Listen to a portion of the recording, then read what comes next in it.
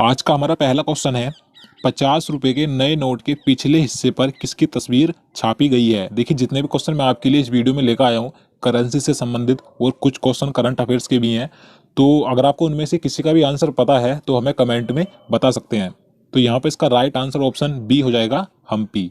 आपको ध्यान रखना है जो इस समय पर नया नोट आया हुआ है 50 रुपए का, उसके पिछले हिस्से पर हम्पी की तस्वीर छपी है। अब आपको ध्यान रखना है कि हम्पी क्या है। देखिए जो हिस्ट्री में विजयनगर साम्राज्य था तो उसकी राजधानी हुआ करती थी हम्पी।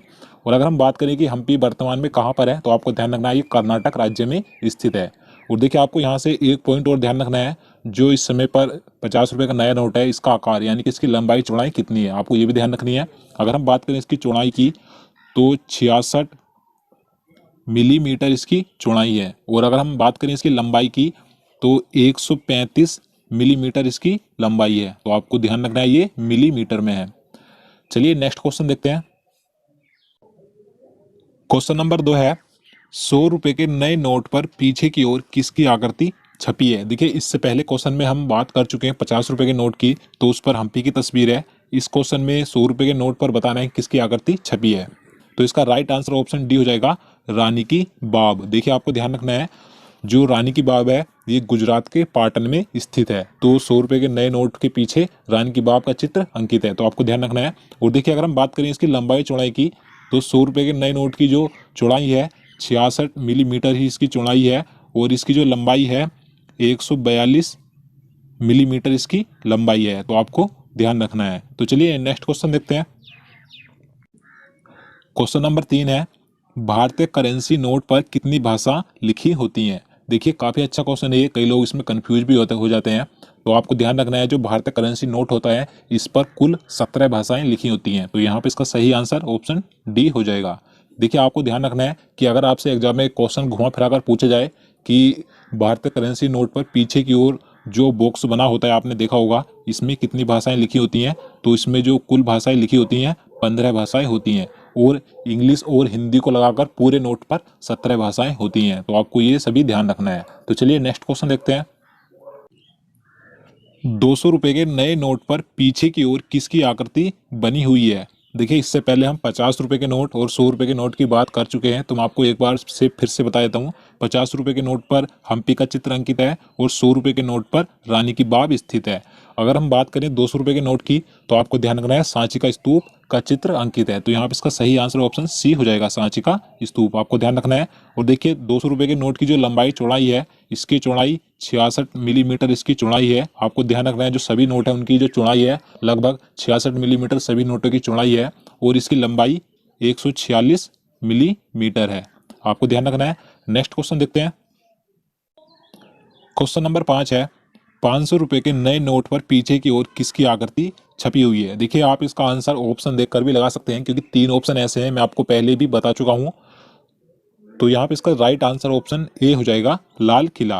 500 रुपए के नए नोट के पीछे लाल किले का चित्र अंकित है। आपको ध्यान रखना है। और इसकी जो लंबाई चौड़ाई है 500 रुपए के नोट की 66 मिलीमीटर इसकी चौड़ाई है। मैं आपको बता चुका हूँ लगभग सभी नोटों की चौड़ाई 66 मिलीमीटर है और इसकी लंबाई 150 मिलीमीटर है। आपको ध्यान रखना है। नेक्स्ट क्वेश्चन देखते हैं। 2000 के नए नोट पर पीछे की ओर किसकी आकृति है। देखिए आपको बताना है कि जो 2000 का नोट आया था विमुद्रीकरण के बाद जो भारत में नोटबंदी की गई थी, तो इसके पीछे किसकी आकृति छपी हुई है।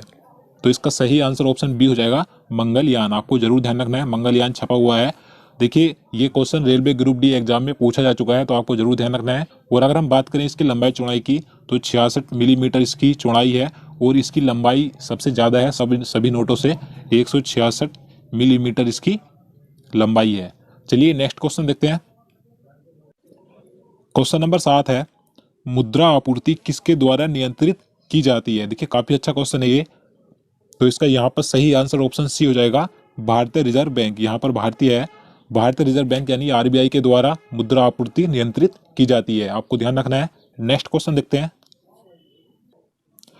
भारत में नेशनल स्टॉक एक्सचेंज का मुख्यालय कहाँ स्थित है। देखिए ये क्वेश्चन भी काफ़ी महत्वपूर्ण है क्योंकि ये क्वेश्चन भी एग्जाम में कई बार पूछा जाता है।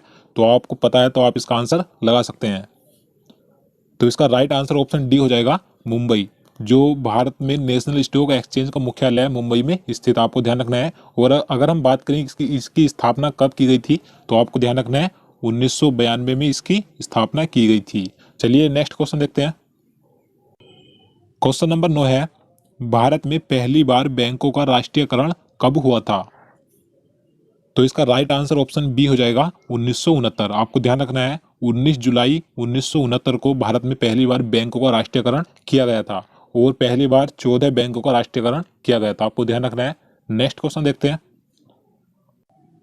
क्वेश्चन नंबर 10 है, वर्तमान में आरबीआई के नए गवर्नर कौन है? देखिए ये क्वेश्चन मैं आपको पहले भी करंट अफेयर्स के माध्यम से बता चुका हूं, तो आपको पता होगा। तो इसका राइट आंसर ऑप्शन बी हो जाएगा शक्तिकांत दास। ये आरबीआई के नए गवर्नर बने हैं वर्तमान में, आपको जरूर ध्यान रखना है। नेक्स्ट क्वेश्चन देखते हैं। वर्तमान में भारत में कुल कितने उच्च न्यायालय हैं? तो यहाँ पे इसका सही आंसर ऑप्शन ए हो जाएगा 25। देखिए आपको ध्यान रखना है कि इस समय पर वर्तमान में भारत में जो उच्च न्यायालयों की संख्या है 25 है, तो आपको जरूर ध्यान रखना है। और देखिए जो 25वां उच्च न्यायालय बना है, आंध्र प्रदेश उच्च न्यायालय 25वां उच्च न्यायालय बना है, आपको ध्यान रखना है। और देखिए 1 जनवरी 2019 से पहले आंध्र प्रदेश और तेलंगाना का जो उच्च न्यायालय हुआ करता था, हैदराबाद हुआ करता था, आपको ध्यान रखना है। और देखिए आंध्र प्रदेश का अलग हो गया है और तेलंगाना का अलग हो गया है। आंध्र प्रदेश का आंध्र प्रदेश उच्च न्यायालय है और तेलंगाना का हैदराबाद उच्च न्यायालय है, आपको ध्यान रखना है। और देखिए जो आंध्र प्रदेश के मुख्य न्यायाधीश बनाए गए हैं CB प्रवीण कुमार हैं और तेलंगाना के मुख्य न्यायाधीश B राधाकृष्णन हैं। और देखिए आंध्र प्रदेश की राजधानी अमरावती है और तेलंगाना की राजधानी हैदराबाद है, आपको ये सभी बातें ध्यान रखनी है। चलिए नेक्स्ट क्वेश्चन देखते हैं। क्वेश्चन नंबर 12 है, केंद्रीय सूचना आयोग के नए मुख्य सूचना आयुक्त कौन बने हैं? देखिए काफी महत्वपूर्ण क्वेश्चन है, करंट अफेयर्स का क्वेश्चन है। तो यहाँ पे इसका सही आंसर ऑप्शन बी हो जाएगा सुधीर भार्गव। ये नए सूचना आयुक्त बने हैं, आपको जरूर ध्यान रखना है। और देखिए इन्होंने किसका स्थान लिया है, आपको ध्यान रखना है, R.K. माथुर का इन्होंने स्थान लिया है। और इन्हें जो शपथ दिलाई गई है राष्ट्रपति रामनाथ कोविंद जी के द्वारा इन्हें शपथ दिलाई गई है, आपको ध्यान रखना है। नेक्स्ट क्वेश्चन देखते हैं।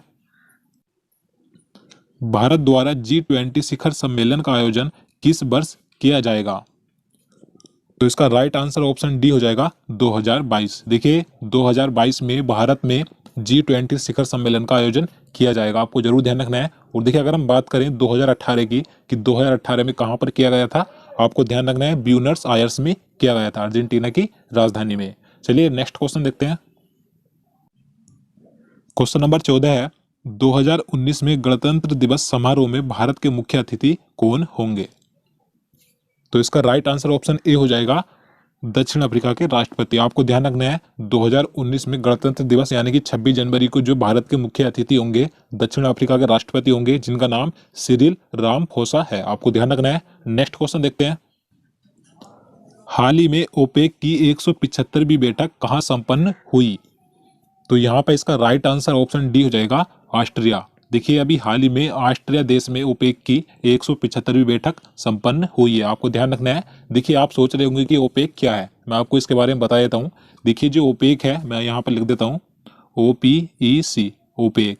इसकी जो पूरी फुल फॉर्म होती है organisation of the petroleum exporting countries, आपको ध्यान रखना है। यानी कि पेट्रोलियम निर्यातक देशों का एक संगठन है ओपेक, इसमें 15 देश शामिल हैं इसके इस संगठन में, आपको ध्यान रखना है। और देखिए इसका जो मुख्यालय स्थित है वियना में, इसका मुख्यालय स्थित है, आपको ध्यान रखना है। तो चलिए नेक्स्ट क्वेश्चन देखते हैं। क्वेश्चन नंबर 16 है, हाल ही में सबसे तेज 25 अंतर्राष्ट्रीय टेस्ट शतक लगाने वाले भारतीय बल्लेबाज कौन बने हैं? तो इसका राइट आंसर ऑप्शन बी हो जाएगा विराट कोहली। देखिए भारत की ओर से अंतर्राष्ट्रीय टेस्ट क्रिकेट में सबसे तेज 25 शतक लगाने वाले खिलाड़ी विराट कोहली बन गए हैं, आपको ध्यान रखना है। देखिए अगर हम बात करें भारत की ओर से दूसरे नंबर पर कौन से खिलाड़ी हैं, आपको ध्यान रखना है सचिन तेंदुलकर हैं, जिन्होंने 130 पारियों में 25 शतक लगाए थे। और विराट कोहली ने सिर्फ 127 पारी में 25 शतक लगाए हैं, आपको ध्यान रखना है। और देखिए अगर हम बात करें पूरे विश्व में कि पहले स्थान पर कौन है, तो आपको ध्यान रखना है ऑस्ट्रेलिया के सर ब्रैडमैन थे, जिन्होंने 68 पारियों में 25 शतक लगाए थे। चलिए नेक्स्ट क्वेश्चन देखते हैं। पशुओं के अधिकार के लिए लड़ने वाले संगठन पेटा इंडिया ने किसे पर्सन ऑफ द ईयर 2018 चुना है? तो इसका राइट आंसर ऑप्शन बी हो जाएगा सोनम कपूर। देखिए आपको ध्यान रखना है, ये एक संगठन है पेटा इंडिया, ये पशुओं के अधिकार के लड़ने के लिए प्रत्येक वर्ष किसी व्यक्ति को चुनता है। तो 2018 में चुना गया है सोनम कपूर को, आपको ध्यान रखना है। और देखिए अगर हम बात करें 2017 की, तो 2017 में अनुष्का शर्मा को चुना गया था। तो आपको ये सभी ध्यान रखना है। नेक्स्ट क्वेश्चन देखते हैं। क्वेश्चन नंबर 18 है, प्रधानमंत्री नरेंद्र मोदी जी ने किस राज्य में देश के सबसे लंबे रेल रोड पुल बोगी बील का उद्घाटन किया? देखिए काफी महत्वपूर्ण क्वेश्चन है ये भी। तो यहाँ पर इसका सही आंसर ऑप्शन बी हो जाएगा, असम राज्य में किया गया है, आपको ध्यान रखना है। नेक्स्ट क्वेश्चन देखते हैं। राष्ट्रीय उपभोक्ता दिवस 2018 का विषय क्या था? तो देखिए सबसे पहले आपको पता होना चाहिए राष्ट्रीय उपभोक्ता दिवस कब मनाया जाता है। तो आपको ध्यान रखना है, प्रत्येक वर्ष 24 दिसंबर को राष्ट्रीय उपभोक्ता दिवस मनाया जाता है। और इस क्वेश्चन में पूछा गया है कि 2018 जब राष्ट्रीय उपभोक्ता दिवस मनाया गया था तो उसका विषय क्या रखा गया था? तो यहाँ पे इसका सही आंसर ऑप्शन ये हो जाएगा, उपभोक्ता शिकायतों के समयबद्ध निपटान करना। ये 2018 का विषय था, तो आपको ध्यान रखना है। नेक्स्ट क्वेश्चन देखते हैं। क्वेश्चन नंबर 20 है, भारत के किस राज्य में देश का पहला संगीत संग्रहालय स्थापित किया जाएगा? तो इसका सही आंसर ऑप्शन बी हो जाएगा, तमिलनाडु। देखिए तमिलनाडु राज्य में भारत का पहला संगीत संग्रहालय स्थापित किया जाएगा। तो चैनल सब्सक्राइब कर लीजिए, नोटिफिकेशन को ऑन कर लीजिए।